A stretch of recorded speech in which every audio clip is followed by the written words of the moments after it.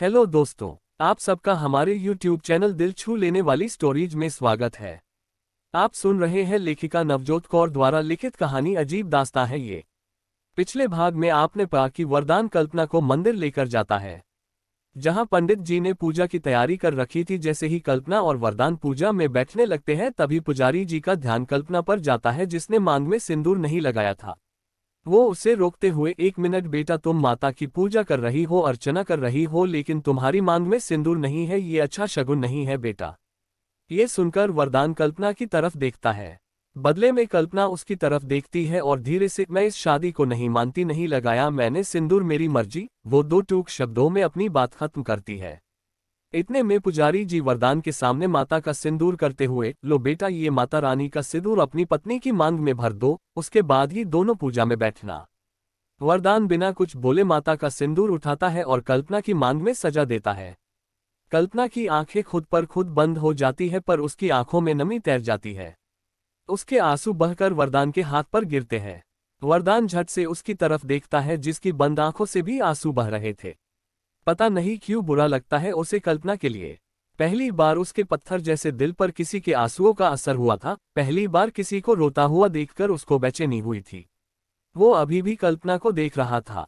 कल्पना एकदम से अपनी आंखें खोलकर उसकी तरफ देखती है। उसकी आंखें अभी भी नम थी। वरदान झट से अपनी नजरें फेर लेता है, जैसे उसने कल्पना से कोई मतलब ना हो। खैर, इसके बाद दोनों खामोशी से पूजा में बैठ जाते हैं। पंडित जी पूजा शुरू करते हैं। वरदान के दिल में आग लगी पड़ी थी, बदले की आग। जहां पंडित जी मंत्र पढ़ रहे थे, वही वरदान मन में, ये सब मैंने तेरे लिए किया है माँ, मुझे सब याद है, कुछ नहीं भूला हूं मैं। याद है मुझे अच्छी तरह कि कैसे उन लोगों ने तुम्हें धोखे से मारा है, कैसे तुम्हारी खुशियां छीन ली थी। बस आज वैसे ही मैंने भी उन लोगों की खुशियां छीन ली है। अब पता चलेगा उनको कि जब किसी की खुशियां छीनो तो कैसा लगता है, उस वक्त खुद पर क्या गुजरती है। फिर उसका ध्यान पास बैठी कल्पना पर जाता है। वो उसे देखकर, हाँ जानता हूं कि अपने बदले के लिए मैंने इस निर्दोष को बेवजह सजा दी है, पर यह लड़की उन लोगों के घर में खुशियां ला सकती थी जो कि मैं होने नहीं देता। बस जो मुझे सही लगा वो मैंने किया। वैसे मेरी नज़र में इस शादी का कोई मतलब नहीं है, और ना मैं इस शादी को मानता हूँ। वो तो ये आपकी इच्छा थी कि जब आपकी बहू आएगी तो आप ये पूजा करवाएगी। सुना था मैंने एक बार, जब आप नानी से कह रही थी। बस आपकी ही इच्छा पूरी कर रहा हूँ। अब आप देखना, अगर उन लोगों को मैंने खून के आंसू नहीं रुलाया तो मेरा नाम वरदान नहीं। वो मन ही मन बेहद गुस्से से बोल रहा था। वही उसके पास बैठी कल्पना मन ही मन अपनी किस्मत पर रो रही थी। उसे याद आता है वो मनहूस दिन जब वरदान उसकी जिंदगी में आया था। कुछ दिन पहले वरदान का छोटा भाई अरमान अरमान और कल्पना बहुत ही अच्छे दोस्त थे। दोनों साथ में स्कूल में थे और फिर दोनों ने साथ में कॉलेज खत्म किया। इसके बाद अरमान अपने पापा का बिजनेस संभालने लगा और कल्पना बैंक में जॉब करने लगी। गुजरते वक्त के साथ अरमान के दिल में कल्पना के लिए एहसास पनपने लगे। वो उसे लेकर कुछ फील करने लगा, या हम कह सकते हैं कि वो उसे चाहने लगा था, और धीरे धीरे उसकी चाहत बढ़ती जा रही थी। वही कल्पना के दिल में ऐसी कोई बात नहीं थी। वो आज भी उसे अपना अच्छा दोस्त मानती थी। अरमान कब तक अपने एक तरफा प्यार को दिल में दबा सकता था।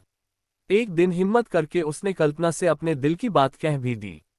कल्पना समझदार थी। उसने इस चीज का असर अपनी दोस्ती पर नहीं पड़ने दिया और अरमान से कुछ वक्त मांगा कि उसने एक दोस्त के अलावा कभी उसे दूसरी नजर से नहीं देखा, उसे सोचने के लिए थोड़ा वक्त चाहिए। अरमान इस चीज से भी बहुत खुश था। उसने कल्पना को विनोद और रंजना से भी मिलवाया। सबको कल्पना बहुत पसंद आई थी। सब जान गए थे कि अरमान कल्पना से बेहद प्यार करता है। बस यही बात वरदान भी जान गया, और फिर वो हुआ जो किसी ने नहीं सोचा था।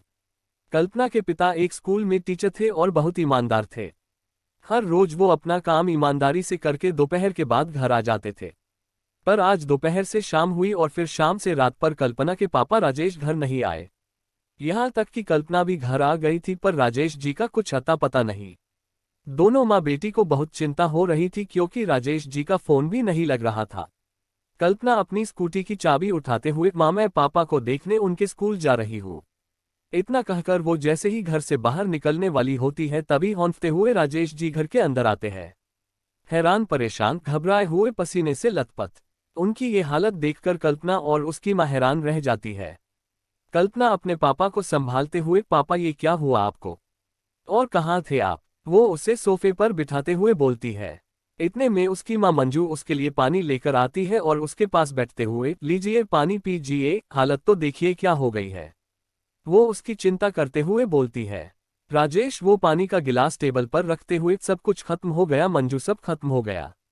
मेरी बरसों की मेहनत, ईमानदारी, सब कुछ खत्म हो गया। ये कहते हुए उसकी आंखें नम हो जाती है। अपने पापा की ऐसी हालत कल्पना से बर्दाश्त नहीं हो रही थी। पापा पापा संभालिए खुद को और मुझे बताइए कि क्या हुआ है। राजेश खुद पर काबू पाते हुए, आज स्कूल के मेरे साथियों ने मुझ पर रिश्वतखोरी का इल्जाम लगाया है। वो कहते हैं कि मैं एडमिशन करते हुए पैसे खाता हूँ। ये सुनकर मंजू और कल्पना भी हैरान रह जाते हैं, क्योंकि राजेश ऐसा करना तो दूर सोच भी नहीं सकते। उनकी ईमानदारी के तो स्कूल में चर्चे होते थे और आज वही लोग उन पर इल्जाम लगा रहे हैं। ये सुनकर कल्पना, पर पापा ऐसा कैसे हो सकता है, आपने उन लोगों को बताया नहीं कि।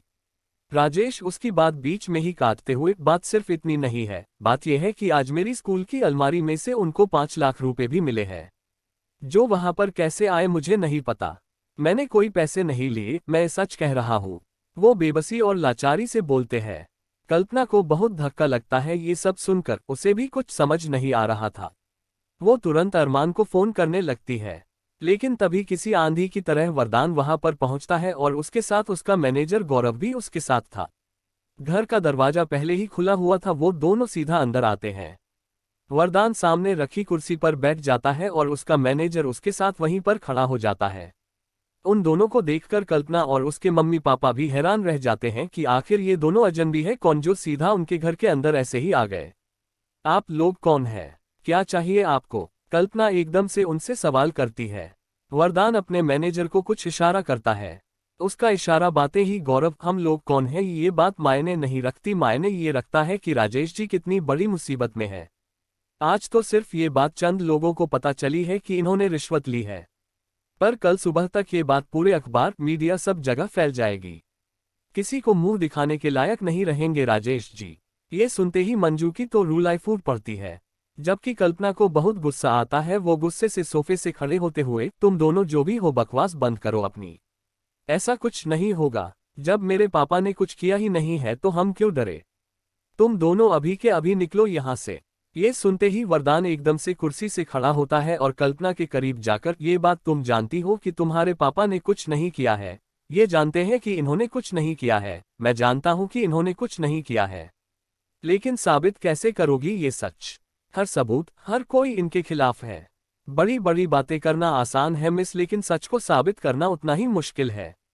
लेकिन तुम चाहो तो मैं बहुत आराम से तुम्हारे पापा की मदद कर सकता हूँ। बहुत आराम से ये साबित कर सकता हूँ कि ये सब इन्होंने नहीं किया है। पर मेरी एक कंडीशन है। कल्पना उसे ही देख रही थी। वरदान वापस कुर्सी पर जाकर बैठते हुए कल्पना की तरफ देखकर, तुम्हें अभी इसी वक्त मुझसे शादी करनी है, राइट नाउ। ये सुनकर कल्पना के और उसके परिवार वालों के पैरों तले जमीन खिसक जाती है। खासकर कल्पना के, पर उसे वरदान की बात पर बहुत गुस्सा आता है। वो गुस्से से उन दोनों को बाहर का रास्ता दिखाते हुए, अभी के अभी निकलो मेरे घर से वरना मैं पुलिस को बुलाऊंगी। वो और भी ज्यादा गुस्से से बोलती है। उसकी बात सुनकर वरदान हल्का सा मुस्कुराकर, पुलिस तो वैसे भी कुछ देर में तुम्हारे पापा को गिरफ्तार करने आ ही जाएगी। वो अभी बोल ही रहा था कि तभी राजेश का फोन रिंग करता है। राजेश कांपते हुए हाथों से फोन उठाकर कान पर लगाता है। सामने से कोई कुछ बोलता है, जिसे सुनकर राजेश के हाथ से फोन छूटकर नीचे गिर जाता है और वो एकदम से अपने दिल पर हाथ रख लेता है और अगले ही पल जमीन पर गिर जाता है। ये सब इतनी जल्दी होता है कि किसी को कुछ समझ नहीं आता। पापा, कल्पना एकदम से चिल्ला पड़ती है। मंजू को भी कुछ समझ नहीं आता, वो भी एकदम से राजेश की तरफ दौड़ती है। दोनों माँ बेटी की हालत खराब हो गई थी। दोनों को ही कुछ समझ नहीं आ रहा था कि ये अचानक से हुआ क्या। वरदान तुरंत गौरव को डॉक्टर को फोन करने का बोलता है और फिर वो दोनों मिलकर राजेश को अंदर कमरे में ले जाते हैं और बिस्तर पर लिटा देते हैं।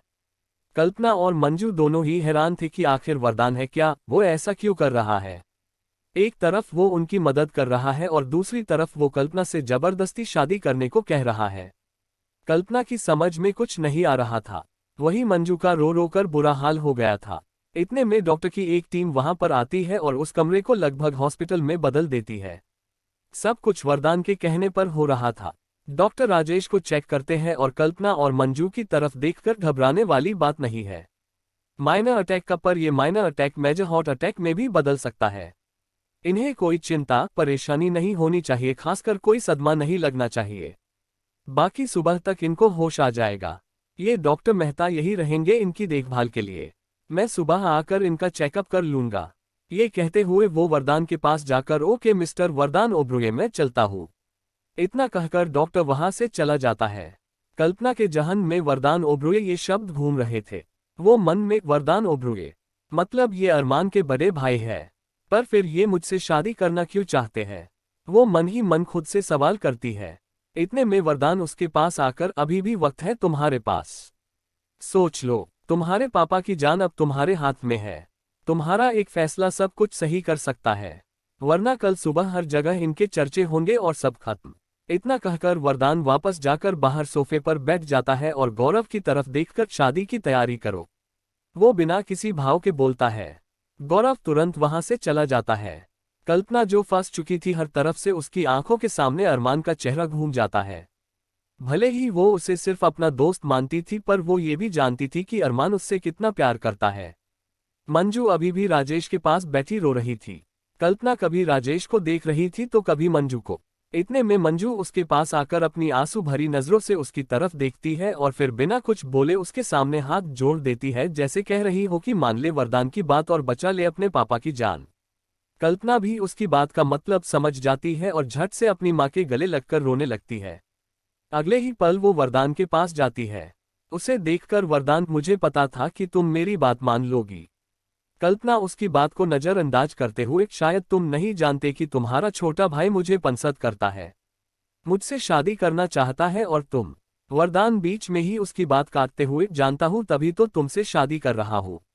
उसकी बात सुनकर कल्पना हैरान रह जाती है। बस फिर क्या था, मजबूरी में कल्पना को वरदान से शादी करनी पड़ती है अपने पापा को बचाने के लिए। जहां पंडित जी पूजा के मंत्र पढ़ रहे थे, वही वरदान और कल्पना अपनी अपनी सोच में गुम थे। पूजा संपन्न हुई। अब आप दोनों सच्चे मन से भगवान से जो मांगना है मांगिए।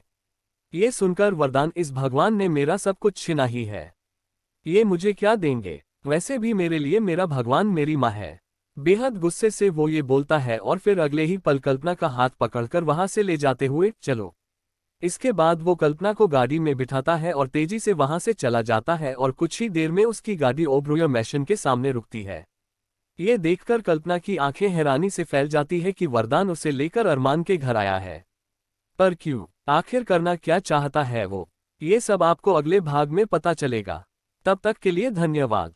जो हमारे चैनल पर नए हैं वो प्लीज चैनल को सब्सक्राइब कर ले।